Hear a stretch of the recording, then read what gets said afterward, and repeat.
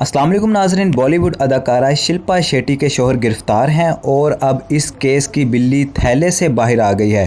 राज कुंद्रा का प्लान भी सामने आ गया और इसका भांडा इनके अपने ही मुलाजमीन ने फोड़ दिया कि प्लान बी क्या था, कैसे राज कुंद्रा नौजवान लड़कियों को अपने जाल में फंसाने में कामयाब होता था। तफसीलात इस न्यूज़ अपडेट में। जी हां, इतलात हैं कि राज कुंद्रा की गिरफ्तारी के बाद पुलिस ने छापा मारकर इनके घर से 48 टेराबाइट्स ज़्यादातर बालगों की तस्वीर और वीडियोस जब्त कर ली हैं। ये भी इंकशाफ हुआ है कि राज कुंद्रा का प्लान भी था जिसका भांडा इनके अपने ही मुलाजमीन ने फोड़ दिया। मिस्टर कुंद्रा के 4 मुलाजमीन केस में वादे माफ गवाह बन गए हैं और पुलिस को बताया कि प्लान बी था और 2 एप्लीकेशंस तैयार थीं। मॉडल अदाकारा पूनम पांडे ने भी बिजनेसमैन और इसके साथियों के खिलाफ ये दावा किया है कि इन्होंने गैर कानूनी तौर पर इसका मवाद इस्तेमाल किया है।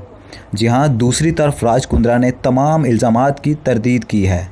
भारतीय मीडिया के मुताबिक ख़वातीन को अदाकारी के लिए ऑफ़र की जाती है। ऑफ़र के कबूल करने के बाद जब शूटिंग का आगाज़ करना होता है तो फिर ये कह दिया जाता है कि प्रोड्यूसर ने स्क्रिप्ट तब्दील कर दिया और स्क्रिप्ट की डिमांड के मुताबिक सब कुछ करना होगा। अगर इनकार करें तो बताया जाता है कि फ़ोटो शूट की कीमत अदा करना होगी, जो इनके लिए मुमकिन नहीं होता।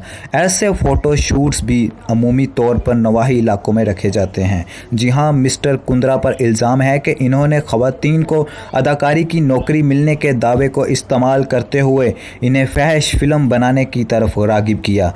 भारतीय कानून के तहत फहश मवाद शाया करना या नशर करना गैर कानूनी है और इस मुकदमे में 7 साल की कैद हो सकती है।